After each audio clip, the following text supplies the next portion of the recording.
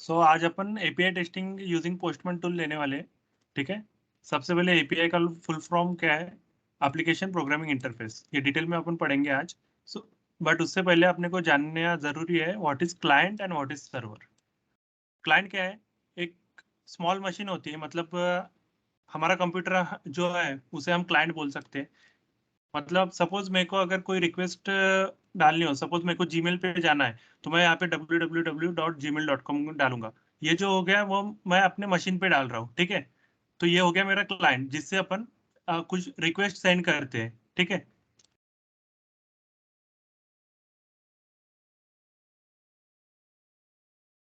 और what is server? Server मतलब हम जो अपने क्लाइंट से रिक्वेस्ट सेंड करने वाले हैं, वो किसी ना किसी डेटाबेस, किसी ना किसी सर्वर के पास जाएगी और वो सर्वर रिस्पॉन्ड करेगा उसके हिसाब से। सर्वर मतलब एक डेटाबेस होता है जो कि डेटा स्टोर करता है। ठीक है। सपोज मेरे को अगर यहाँ पे अमेजोन पे जाना है, तो मैं यहाँ से रिक्वेस्ट रेज करने वाला हूँ कि मेरे को अमेजोन में जाना है। ठीक है। फिर अमेजोन का जो सर्वर है वो रिस्पॉन्ड करेगा और मेरे को अमेजोन की वेबसाइट प्रोवाइड करेगा। ठीक है।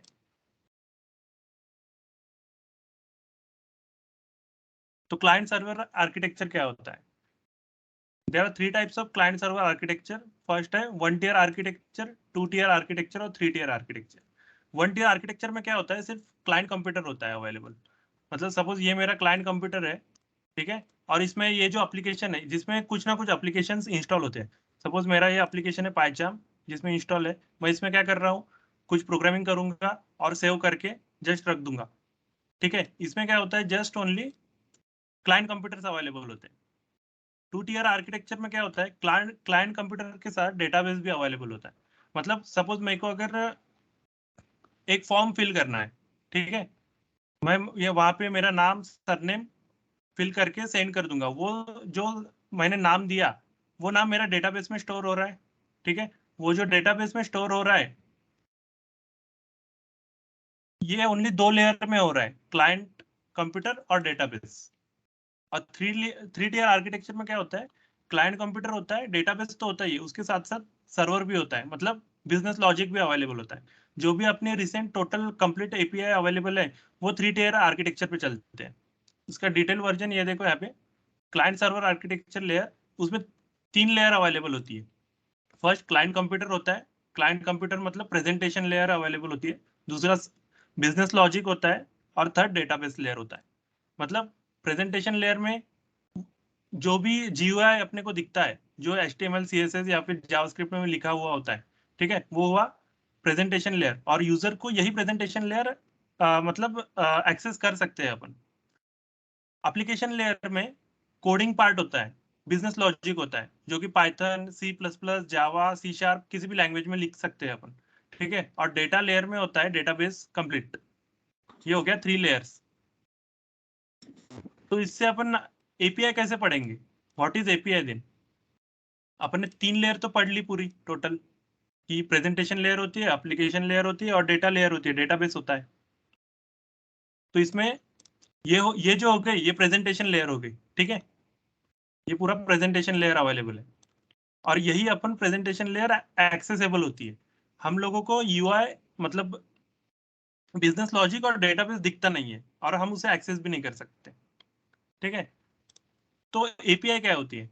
हम क्या करते हैं? प्रेजेंटेशन लेयर से बिजनेस लॉजिक को रिक्वेस्ट भेजते हैं कि मेरे को सपोज मेरे को अमेजोन पे जाना है। ठीक है। तो मैं क्या करूंगा? प्रेजेंटेशन लेयर पे www.amazon.com डालूंगा। ठीक है। तो बिजनेस लॉजिक क्या करेगा? आइडेंटिफाई करेगा कि इसने अमेजोन का सर्वर हिट करना है इसे।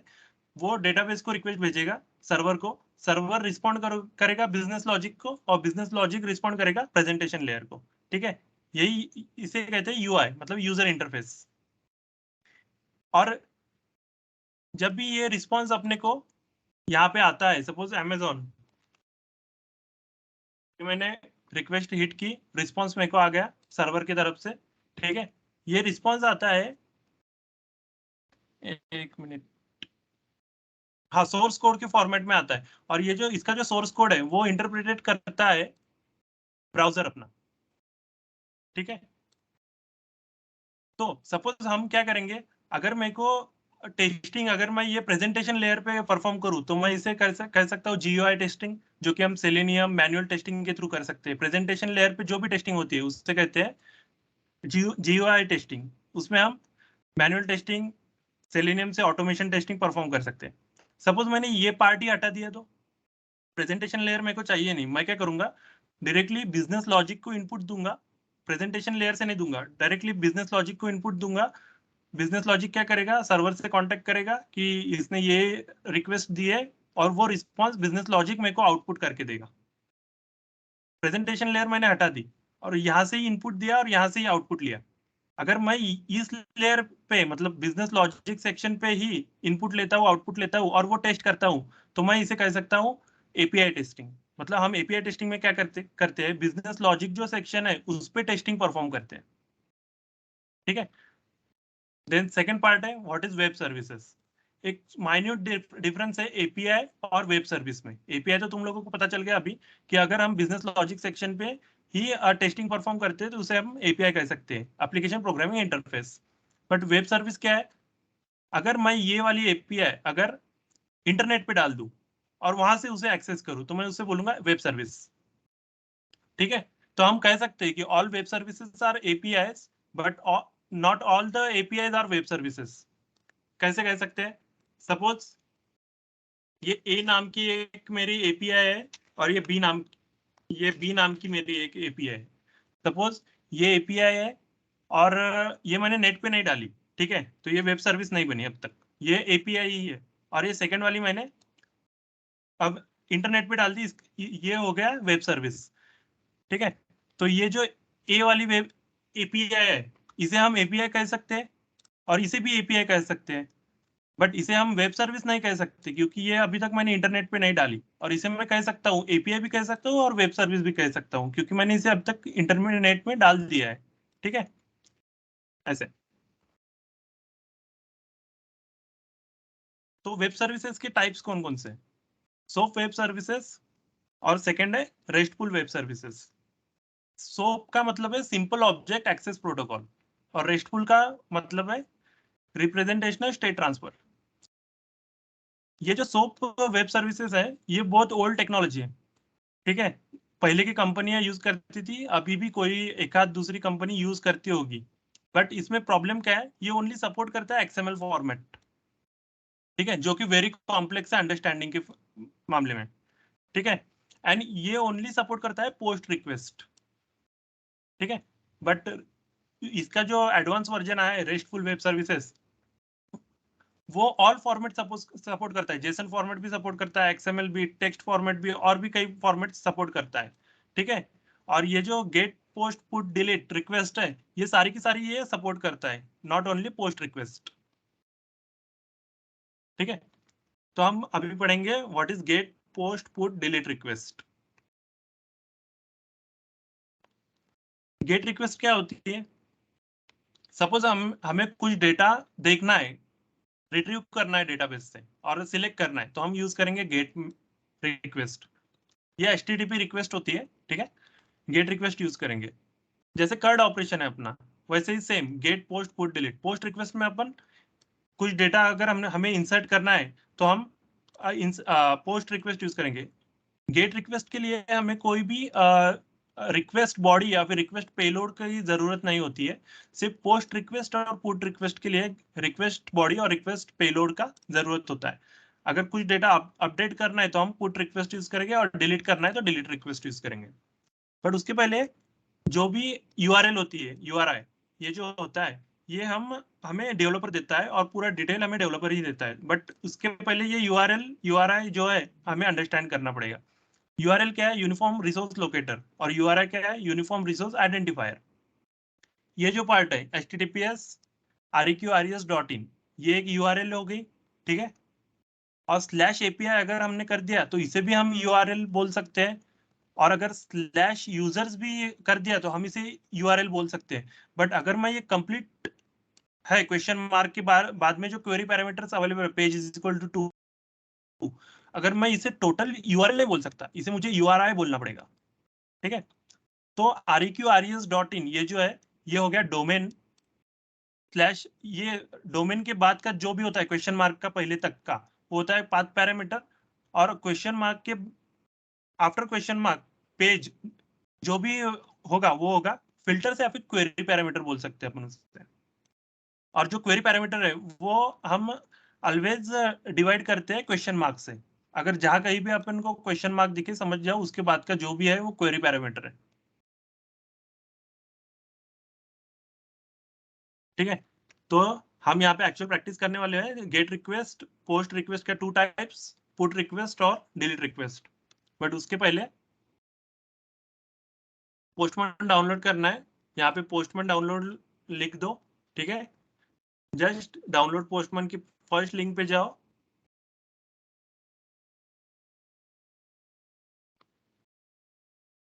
डाउनलोड 64 बिट विंडोज के लिए डाउनलोड कर लो और जस्ट इंस्टॉल कर लो। ठीक है, इससे हम पोस्टमैन डाउनलोड कर सकते हैं। और एक हमें डाउनलोड करना है वो है Jason path finder extension. Just यहाँ पे जेसन पाथ फाइंडर एक्सटेंशन डाल दो और जस्ट ये वाली लिंक देख लो अच्छे से, Jason path finder Chrome stats, इस पे क्लिक कर दो और ये डाउनलोड कर लो।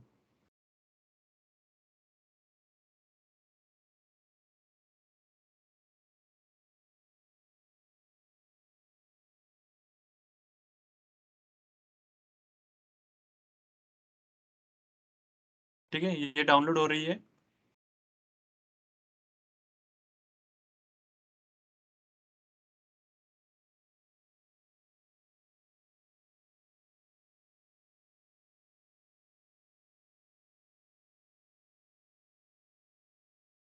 मेरे को क्या करना है, इसको कट करके डेस्कटॉप पे लेके आओ जस्ट, और यहाँ पे एक फोल्डर बना के पेस्ट कर दो। ठीक है, इसे एक्सट्रैक्ट कर लो, एक्सट्रैक्ट ऑल।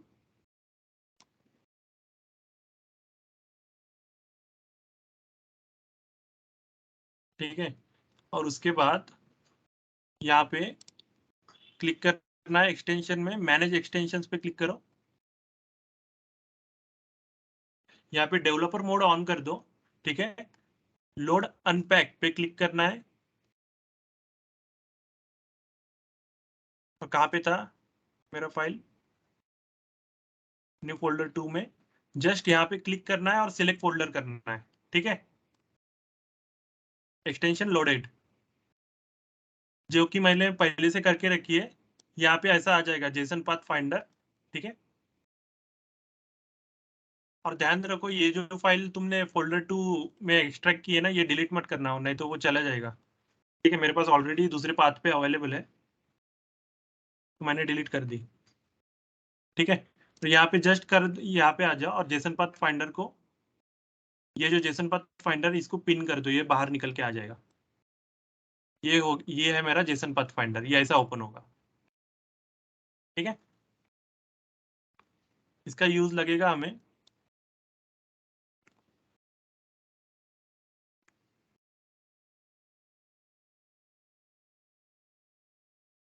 ठीक है, हम क्या करने वाले हैं, गेट रिक्वेस्ट करने वाले हैं। ठीक है, ये जो डेटा यहाँ पे लिखा हुआ है, ये डेटा हमें डेवलपर प्रोवाइड करता है, हमें कहीं से लाना नहीं है। जो वैलिडेट करना है ये सब डेवलपर प्रोवाइड कर देता है। और जो पोस्ट रिक्वेस्ट है वहां पे हमें जो पेलोड देना है वो पेलोड हमें डेवलपर ही प्रोवाइड करेगा। ठीक है, चलो पोस्ट